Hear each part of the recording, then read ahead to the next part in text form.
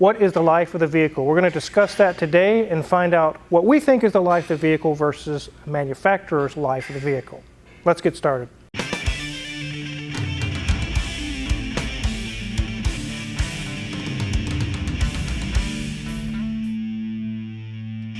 So you guys recently seen a video where we split this car in half, and you can see Danielson's got the bulletproof engine already installed onto the torque tube, I guess you want to call it, and has already gotten things installed on it, getting ready to put this back on to the powertrain. So thinking of life of vehicle, we have now extended the life of this engine, we've extended the life of this car, we've added probably many more years of cruising on the road to this thing. Let me show you guys a sticker I saw while we were working on the Bronco, for actually Hoovie's Bronco, that reminded me of a debate that's been going on for quite a while now. Let's head on over to the Bronco. So we were actually working on this 94 Bronco. This is Hoovie's that I guess he did the video trying to drive the official route of O.J. Simpson and everything. As crazy as that was, the vehicle is here to be serviced and take care of some issues on it. And while we were under the vehicle, I came across this sticker. It says, "Do not service." So we saw that sticker on the 94 Bronco, and it's not really talking about the fluid services and things of that. There's a TSB that's going on with that transmission from years ago, which is expired by now. But just seeing that sticker reminded me, over the years, I've serviced many, many vehicles where you're underneath, there's actual stickers that say, don't touch the transmission fluid, don't change it, don't service it, leave it alone. I've actually got lots of questions from people that send emails or whatnot wanting to know, hey, my vehicle says it's good for the life of the vehicle. Should I mess with this? Should I not mess with this? They're quoting me $1,000 for this or that. Should I do it? So we're going to kind of answer some of those today. We're talk about several topics that are theoretically supposed to last the life of the vehicle, but that definition of life of the vehicle is different between the person that built the vehicle and the person who's driving the vehicle. Now, I don't know every single vehicle out there, but there are a lot, especially in 2020s, 2018s, that would say the coolant, the transmission, differential fluid, don't service it. It's good for the life of the vehicle. One of the vehicles I've seen a lot of are the BMWs that have the GM 6L45 transmission, and they actually have a sticker. I'll show you a picture of it here. It specifically says, warning, lifetime oil. Don't touch it. You're not supposed to change the transmission fluid. You leave it alone. Here's another one. This is a Toyota. There's a lot of Toyota transmissions, like 07 Corolla especially. This is what this picture is of. Let me show you the dipstick sticker. It also says, no need to change the transmission fluid. It specifically says, don't do it. Subaru, also with their service schedule, if you look at a 2012, 2015 or newer Subaru, you can actually look at the maintenance schedule clear out to 200,000 miles, and it will never say anywhere to change the transmission fluid. It just says inspect or check it out or make sure the fluid level is at the correct level. It never says the word replace. Replace means it doesn't matter what it looks like, you just do it. You go ahead and do a service now. That doesn't exist for the Subarus. Also, some of the Nissan Altimas and things we'll remember in the 06, 7, 8, 9 range. I can't remember when they came out with the CVT. That's made by Jatco. Those were supposed to be sealed for life, and they were dropping like flies because no one ever serviced them. And we know from experience from the videos that we have watched here in this shop, you have to service them every 50,000 miles. It became known finally that that is the way to keep those transmissions alive. Chevy also has the 5 HP, and like I just listed, the 6L45 transmission, which actually is used in BMWs as a General Motors product. They specifically say sealed for life as well. Range Rovers actually have some of these transmissions. They'll have the same sticker on the side, do not change the fluid. But here's the thing. When you or I think about the life of the vehicle, I'll give you a few seconds. What comes to mind? 300,000 miles? Or like the LS400 that you just saw, possibly 400,000 miles, which is very likely that the life is going to be for that car, or more. But at least 250, but possibly 300,000 to 400,000 miles is a true life or like a really good life of a car. There is no transmission on earth that will last 300,000 miles without a service. I don't care what your manual says. I don't care what your service advisor says. They will die by 300,000 miles if you don't service them. Now, so we have ascertained what we think the life of the vehicle is. Now, let me inform you what the dealer or the manufacturer has decided the life of the vehicle. When they make that claim, lifetime fluid, it is not 300,000 miles. For some manufacturers, the lifetime of the vehicle is the warranty period, 60,000 miles, 40,000 miles, whatever. Also, based on when a car is designed, they come up with a useful lifespan of that vehicle, and it's usually between 100 and 150,000 miles. At that point, you're not supposed to fix your car. You're not supposed to service it and make it last longer. You're supposed to go to the dealer, trade it in, and go buy a new car. Or better yet, they want you to lease them. In 3 or 4 years, you bring it back, and they don't have to worry about it too much. It's like a company doing a big business deal, but the numbers between each party is completely way far off. The manufacturer says it's good for the life of the vehicle, 150,000 miles. But they don't give you that number. They just say, life of the vehicle. But here in our minds, we're thinking, okay, so we're good for 300,000 miles. Wrong. You will destroy your transmission if you do that. Chrysler actually had, in the early 2000s, lifetime warranty. Because they knew after 150,000 miles or 200, you're probably not going to keep it anyways. There are a few people who did take them to task and kept the vehicle forever, and they had to honor that warranty, and they did. But they knew nobody's going to keep their vehicle that long, and we don't expect you to. You will trade it off by the time 100,000 miles gets here, and then we don't have to worry about the lifetime warranty anyways. So anytime you see lifetime transmission, lifetime this, lifetime that, you need to remember what we've talked about in this video. Their definition of lifetime is different than your definition of a lifetime. A lot of newer cars, we all know, they're actually removing the dipsticks altogether. They don't want you looking under the hood. They don't want you messing with the fluid levels. They want a trained technician at their dealership to do that. So it is getting harder to do. It may be a little bit more difficult, but it's still doable if you have the right tools or if you know the methods of refilling the transmission. But every 100,000 miles, you need to be doing it. Now, if you wait till 250,000 miles to service your transmission, don't. Just leave it alone. Because it's very likely the clutches have worn pretty badly by then, and the only thing that's keeping it shifting right is the actual material suspended in the fluid, the friction material. You go and drain all that out, and you put fresh fluid back in it, and now it starts slipping. You know, that shop ruined my transmission. No, they didn't. You shouldn't have done a service on it that late in life.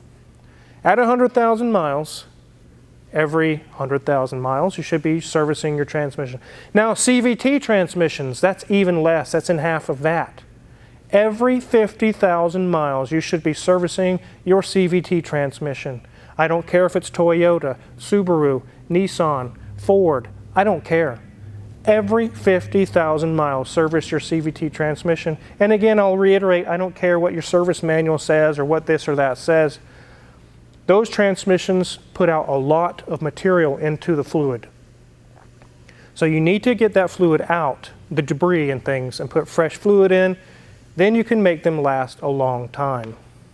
So that's where we're at with transmissions. So now let's move on to timing belt versus timing chain. So under the topic of timing chains versus timing belts, we all know that timing belts, no matter who makes them, is not going to last the life of the car. 60, 90, 100, 120,000 miles. Every manufacturer has their own service interval for the timing belt, and it is known ahead of time. You are going to have to change those out. And there's a common misconception that, well, I'll buy a vehicle with a timing chain, and then those service intervals are gone because the chain is good for the life of the vehicle. No, they're not. There is no timing chain that will last 400,000 miles. Now, I do take that back. There probably are some rare instances where somebody's car did make it that long on original timing chains.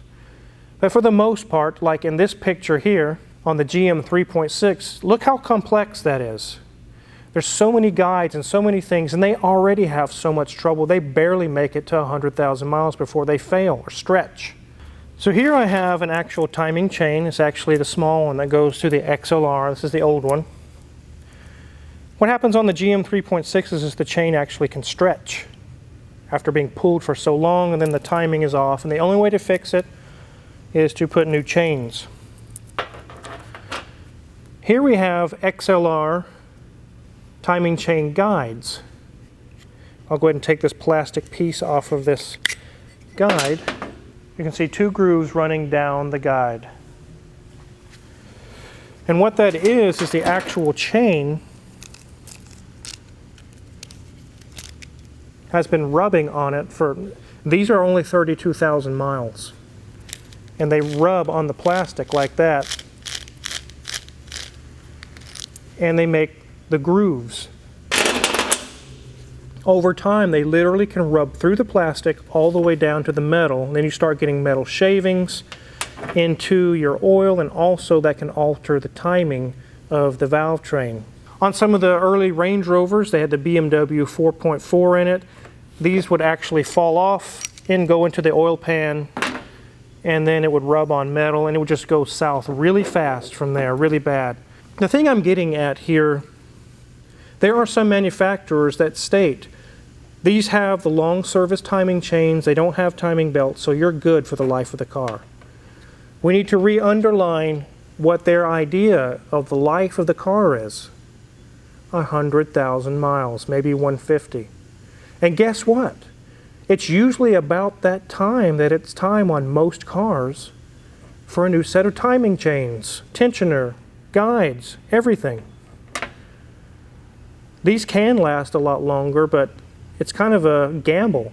Keep in mind that most modern engines are high compression and they have interference engines, which means if the timing belt or chain snaps, the valves are going to collide with the piston and destroy the engine. So there's not a whole lot of room for error here. So in transmissions, we talked about every 100,000 miles you need to service them regardless of what you've read somewhere.